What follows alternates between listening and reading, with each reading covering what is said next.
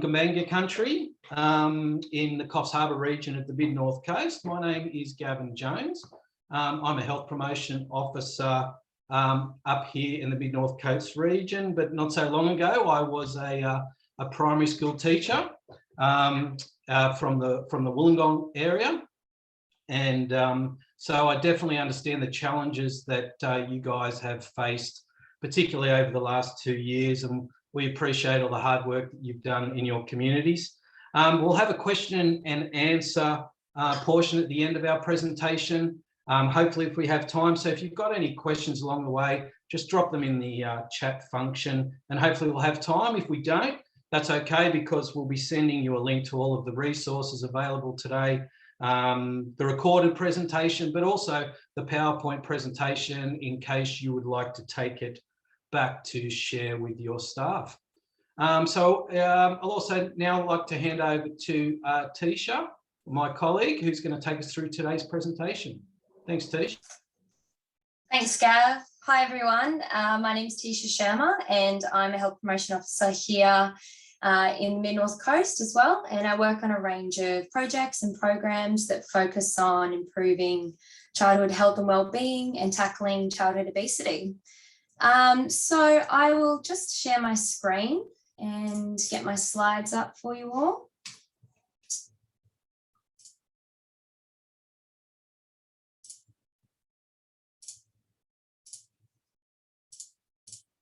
Alrighty, can you all see that? Perfect. Great. Well, before I get started, I'd just like to acknowledge the traditional owners on the lands in which I'm meeting today, and I'm on Gumbaynggirr land up here in beautiful Coffs Harbour. And I'd also just like to acknowledge the schools that were a part of this project. Without them, this project wouldn't have happened. And also the organisations that supported with data collection, data analysis, and just supporting with the evaluation. So I'd also like to take a moment to acknowledge all the teachers, the school staff, all of you guys that are here today. You know, like Gav said, I know it's been a tough few years. You probably never envisioned going through, you know, what you have as teachers, coming up with new and innovative ways to support and educate our children. And so I'd just like to say a big thank you for that.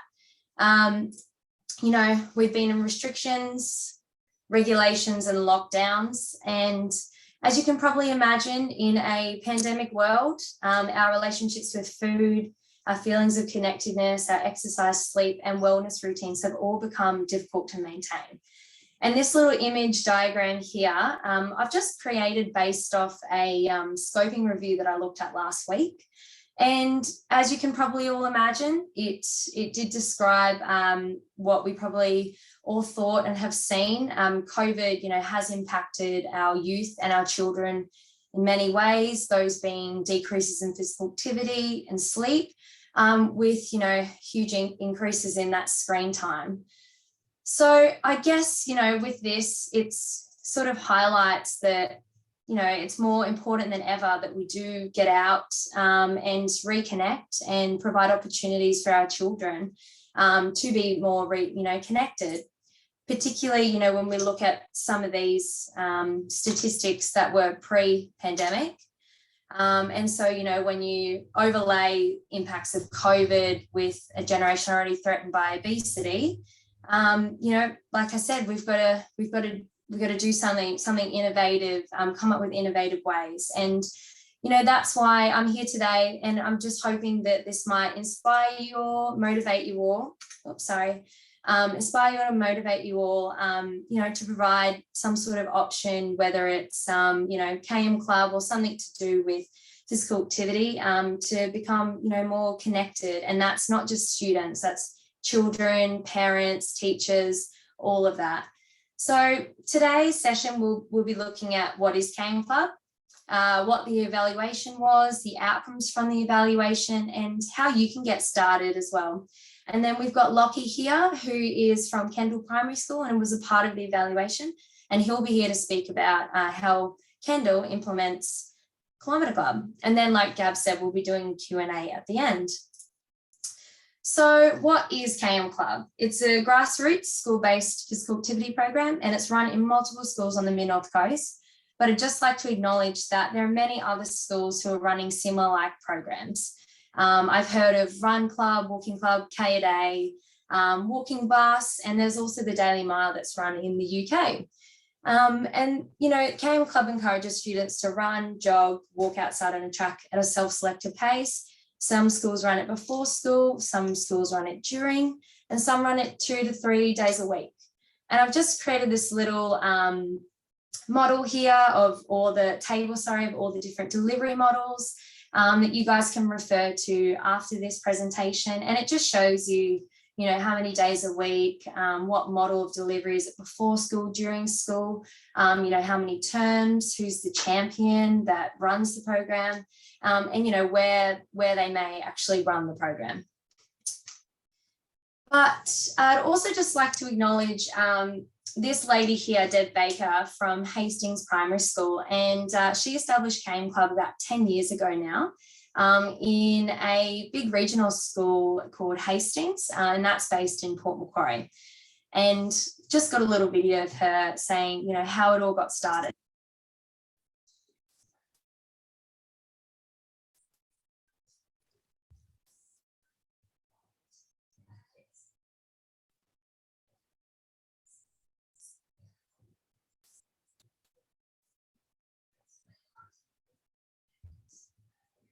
Teisha, we can't hear it.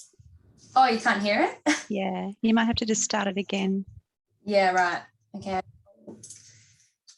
See if I can start that. Maybe I need to go advanced sharing. There we go. That's fine. Okay, we'll try that again. Thanks, Nick. Would definitely not be able to do this program without the help of our Can you hear that now? parents. They started to put their joggers on in the morning and get involved. And then as the program became more and more popular, I realised that I needed some more help. And so I just started to ask some parents if they'd like to help. And they were very, very eager to help with. So now they pretty much run the whole program. And that's it. One passionate teacher, that's all it took. And Deb Baker's little slogan is start small and let it build. And that's what she did. And so I guess this just highlights, you know, how special and unique KM Club is because it's grassroots led. It was developed by the schools. You know, I see often working in population health, you know, programs are designed in research contexts, and they often appear to succeed in these controlled settings, but sometimes they fail to translate into minimally controlled real life settings like schools. And so that's why we set out to evaluate this real life grassroots program. And so the evaluation was set in 4 schools, so Aldervilla, Kendall, Hastings and North Haven, all on the Mid-North Coast here. And the aim of the evaluation was to understand the enablers, barriers and benefits of KM Club, as well as the effects on student physical activity levels, and just understand what each school or how each school delivered KM Club. And so we did a bit of a mixed method analysis, which pretty much just means that we did some interviews with the teachers, parents, students, principals at 4 of the schools. And then we also collected physical activity measures from 3 of the schools. And we did that through putting accelerometers, which are like pedometers, on all the schools to be able to track their step count. And you can see here, these were some of the results from that physical activity data.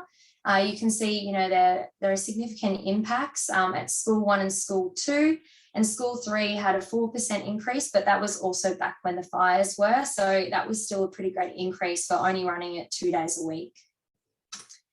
And I just did this fun little calculation here just to show you guys over that 10 days of data collection of 114 KM Club students, they ran over 7 million steps, and that's equivalent to Darwin to Brisbane.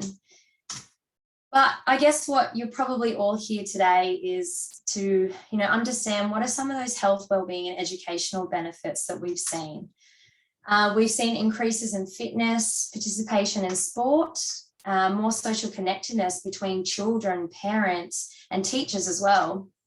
Improve mental health and well-being, home behaviours and classroom behaviours. Children are being, are more alert in the classroom. They're more eager to learn, as well as greater family bonding. And, I've got some little quotes here as well that link up to all these different factors, and you can have a look at that after as well, just to get more of an understanding. But I might just hand it over here and let you hear from some of the participants themselves. Well, it just wakes my brain up and then I'm ready just to get working. Can you hear that? Yeah, perfect. The program really enhances family activity and family involvement in the whole Kilometre Club. So you can go there and volunteer over the morning and help the kids get started. And then also, we've just got something from one of the teachers. The benefits of the school is that it's a way we can get our kids active and socialising in a really easy manner. It doesn't cost us anything. Our kids are really enthusiastic. Our student leaders run the program really effectively, and it's just a bit of fun. Even our staff get involved and do a few laps themselves. And I just wanted to give you guys, a bit of a preview of, some of these impacts and benefits at the whole level. You can see here that it impacts not only the students, but the teachers and the parents as well. And so one particular transcript that I read through from a grandparent was just talking about how their grandchild had some pretty, severe anxiety regarding school attendance. But this had all reduced since commencing KM Club. And I'll give you guys a minute just to read this one because it's really special.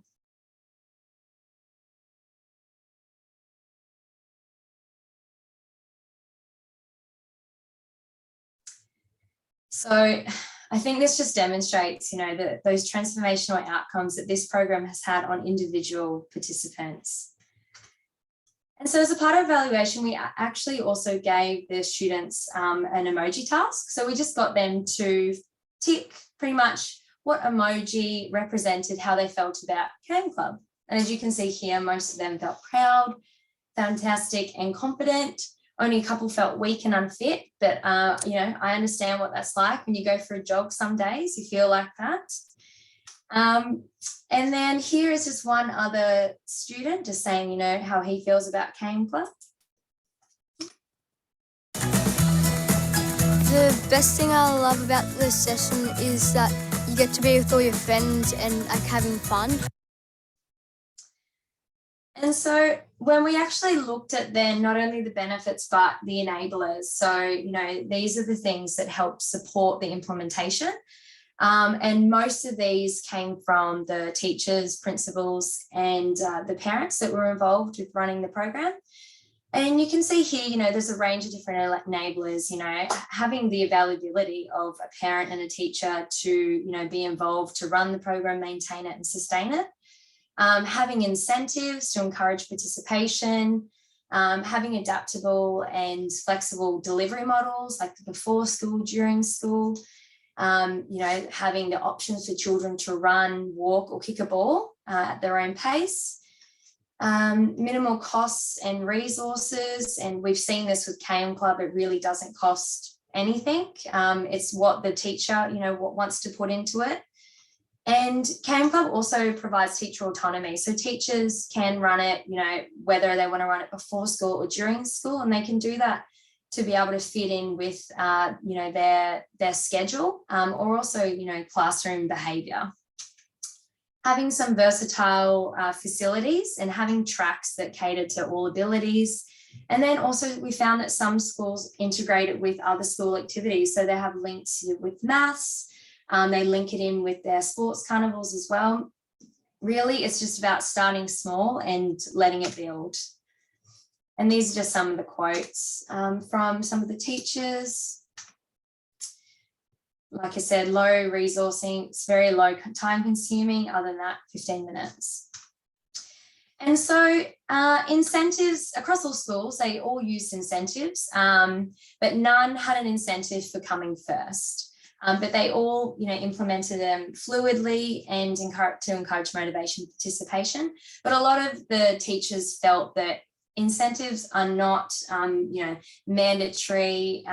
You don't need to implement it, if you don't want to, but it just does help to, increase some motivation, particularly with students who may not be too motivated to be a part of it.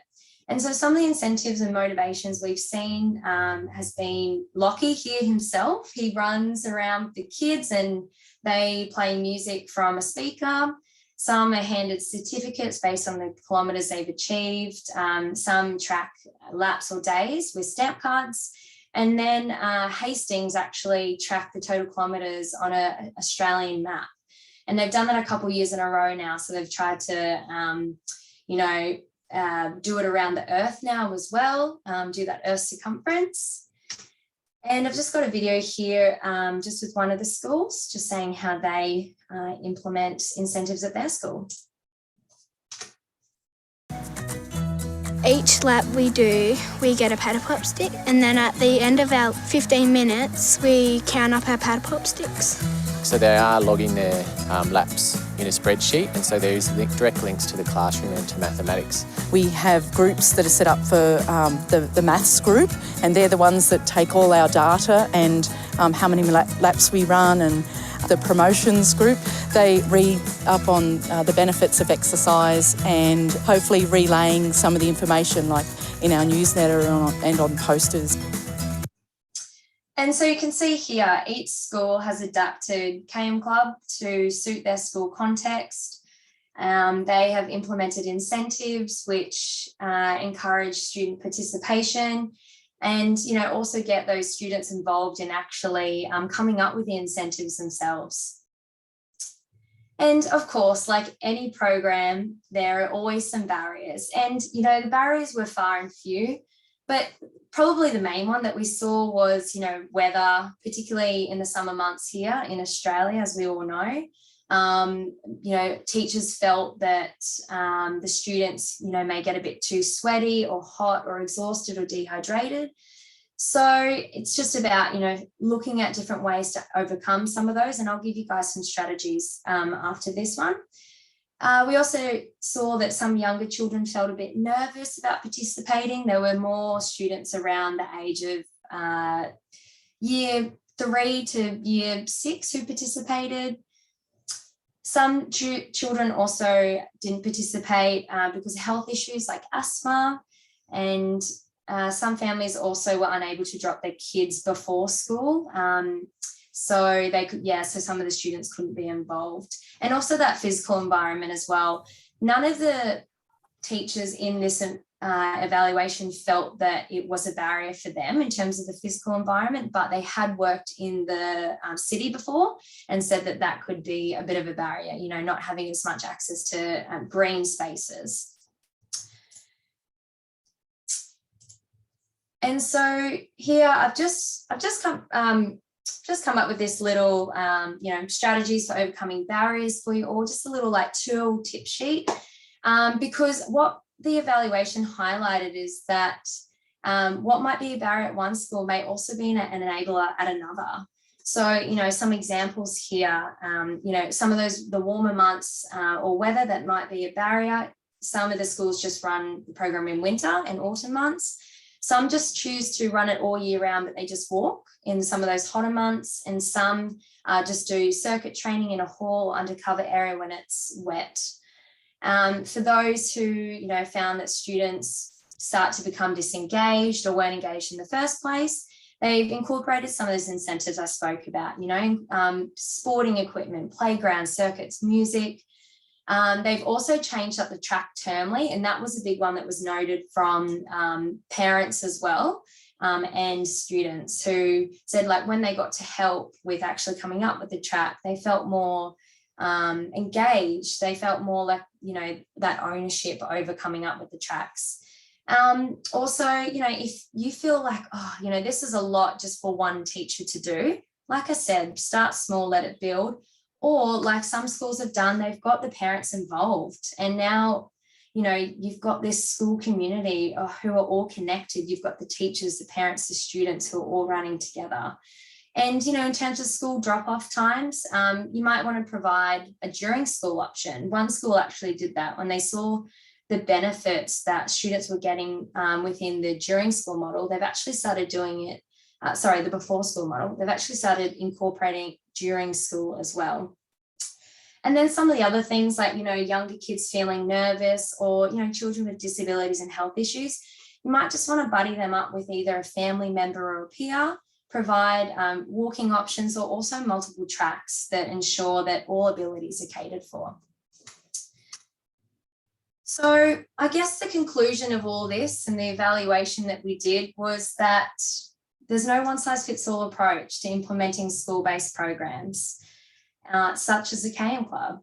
Our factors need to be flexible and adaptable, and they need to meet the school context. And, you know, grassroots bottom-up approaches have consistently led to better implementation and outcomes.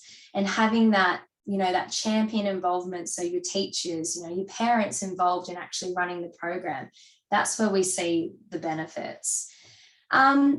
And so if you want to get started, we've come up with a bit of a resource kit for you all, which we'll distribute out to you all as well after this.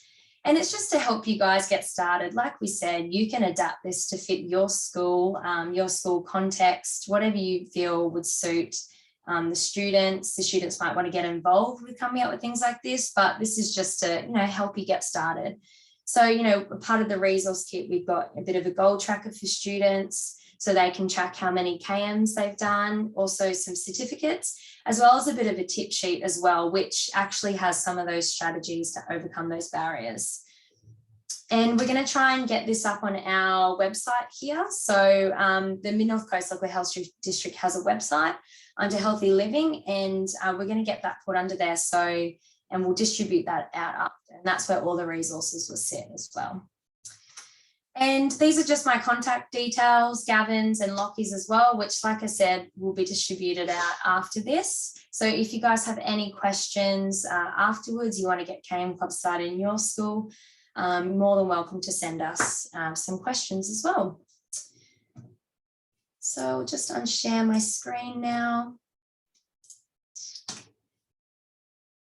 Sharing. Perfect. And if you guys do have any questions, like Gab said, just throw them in the chat and we'll come back to them after Lockie's done his session. I'll hand that over to you, Lockie. Thank you, Tish. Yes, so I'm just going to share my screen. I'm a little bit slower at this.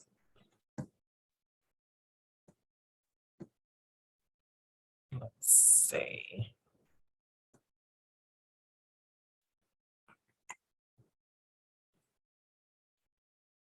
Oh, I can't see underneath the thing. I've had too long off a computer, obviously, to be able to do this properly.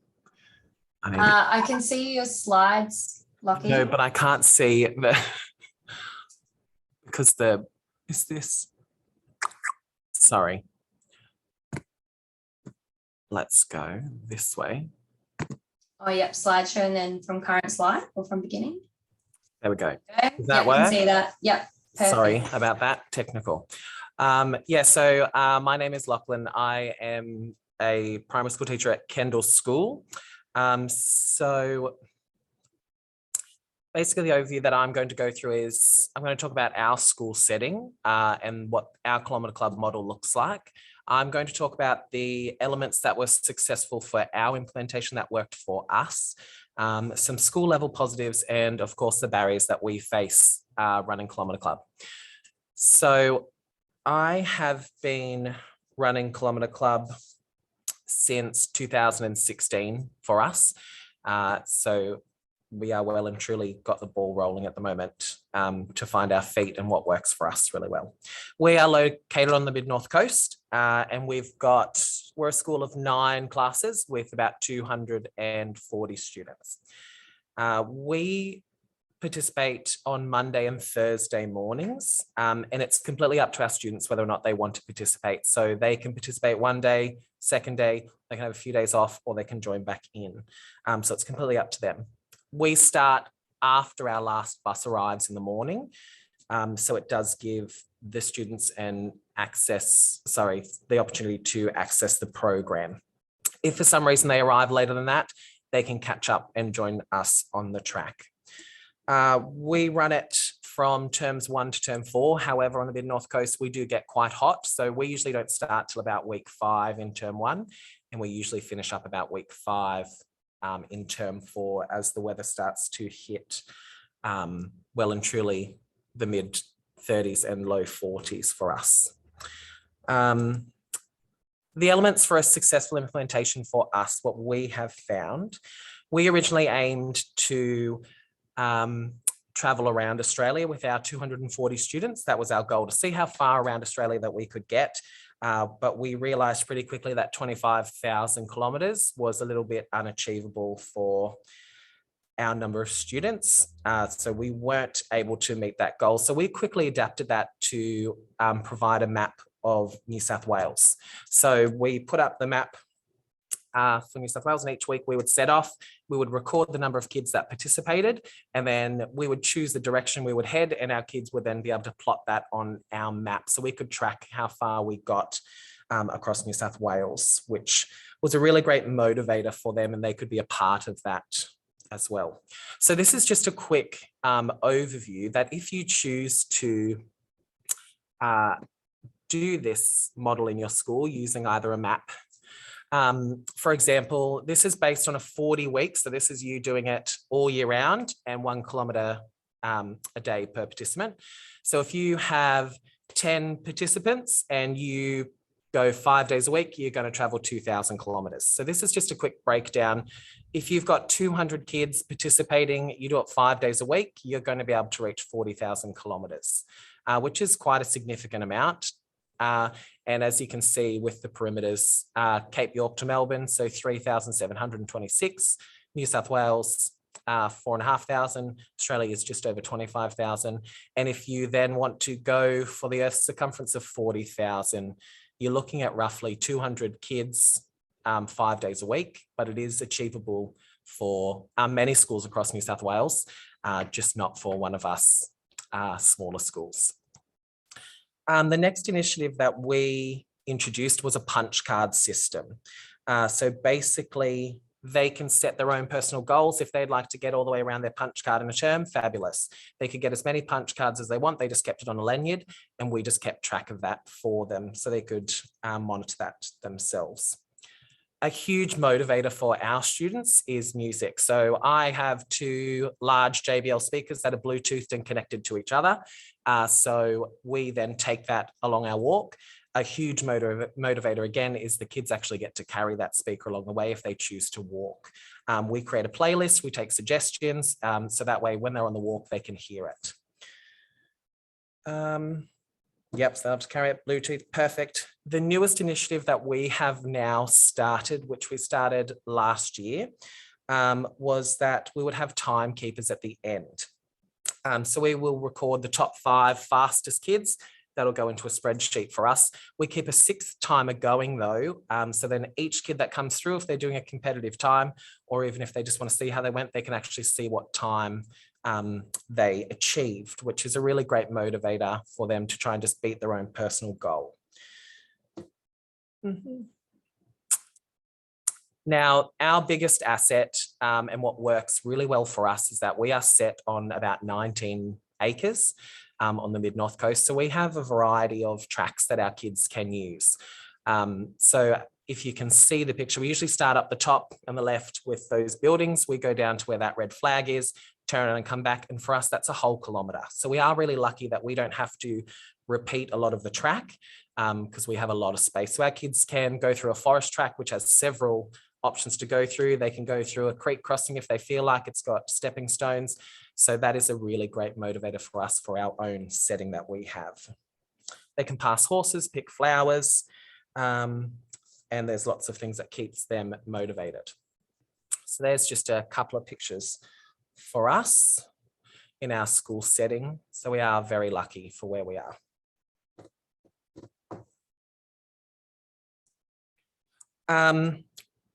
It's really great that we have noticed that it gets our kids active. And a lot of kids bring baggage from home, and it's a great way to start their day. We start at about 8:40 in the morning, and it's a great way for them to straight away get amongst their peers, get out in the fresh air, and take their mind off something that they might be bringing from home. They can take responsibility for their own health weekly. So whether it's 2 days a week that we run it or whether your school chooses to do more or less, it develops a healthy and positive attitude towards physical education. And the best thing is that it's in a familiar and comfortable environment for them. It's developing a commitment to their health. It's also an opportunity for K to 6 interactions. Like Teisha said, if you have some younger students who are a little bit nervous, for us, our kinder kids might not want to head off into the forest and walk on their own, but we do have a buddy program for our kindies to year 5, so that's a great way for them to interact with each other and just to have that peer endorsement. It's less congestion, so we usually have about 70 to 80 kids participate in the mornings, and for the teachers on duty, it is so great to have that congestion sort of just lifted. To remove that many kids from a playground setting is just really fabulous. I'm sure we can all appreciate what that would be like. Yep. So the barriers that we face, it's no secret that in New South Wales, when it rains, it absolutely pours, and we have found that out. We found that out last year on the mid-north coast, and especially in Kendall. This is our biggest barrier that we face.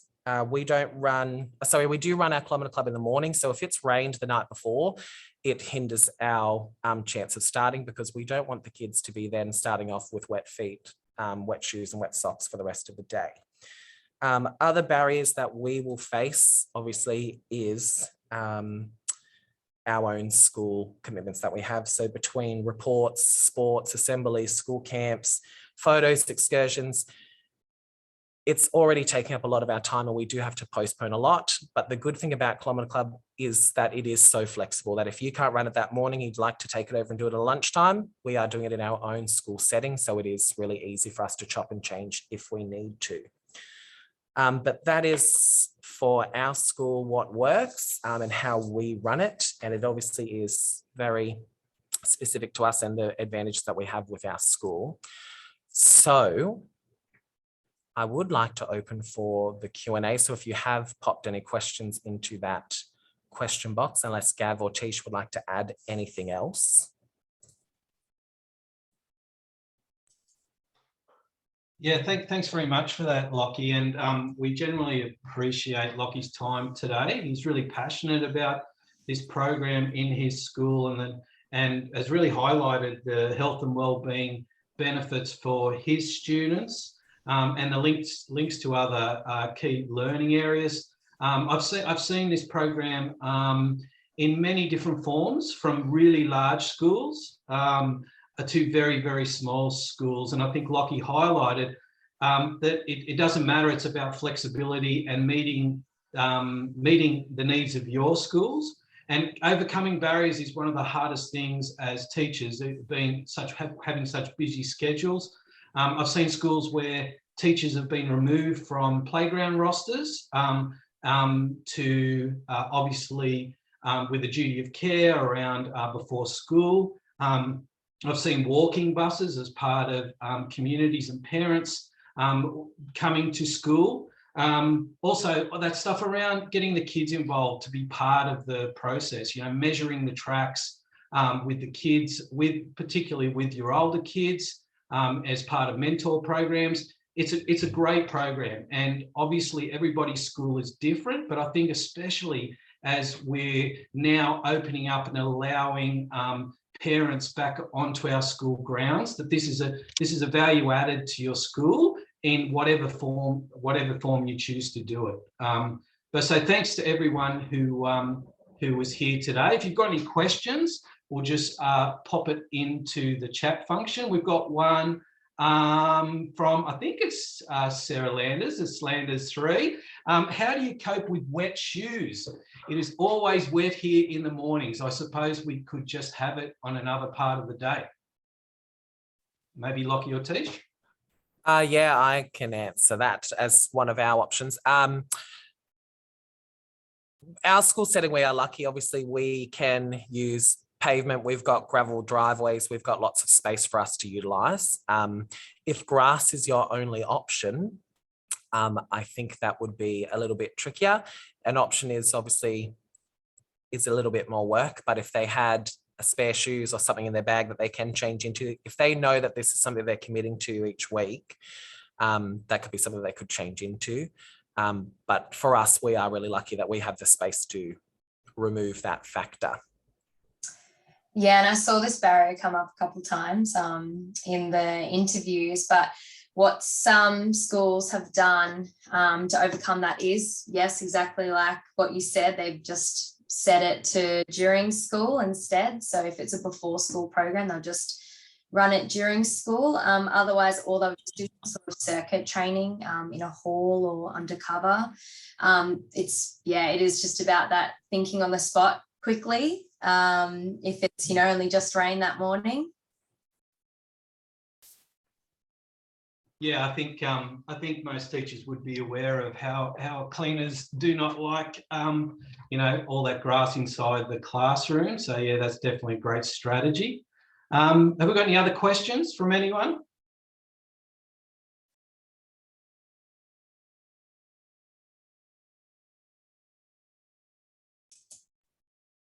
Yeah, so maybe not at this time, I guess. It's pretty self-explanatory, really, isn't it? I think that the research definitely tells us that this is value added to our schools, our children's well-being, and it's something that can be done in any school in any different way. We'll be sending out some of the links to the resources to, obviously, as I said, for those who are a little bit late, we'll have links to our resources to the presentation today, which to the PowerPoint, which you may want to share with your staff, as well as the recorded presentation. And I guess if you've got any questions, you can reply to our emails over the next couple of days. Teisha, you might want to talk about the draw for the sports prize. Yeah, so you would have seen that to go into the draw to win a $200 voucher, it'll be a heart voucher.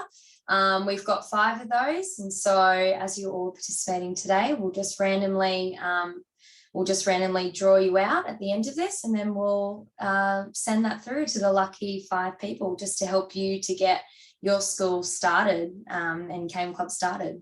I do see those like Claire Boland, and I know that some schools have actually got us up on their screens as part of their PL. So if you do actually just have any questions and you want to voice them, you're more than welcome to. You don't have to throw them in the chat.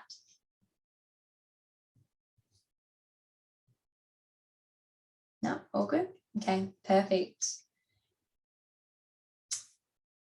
Is that all then, Gav?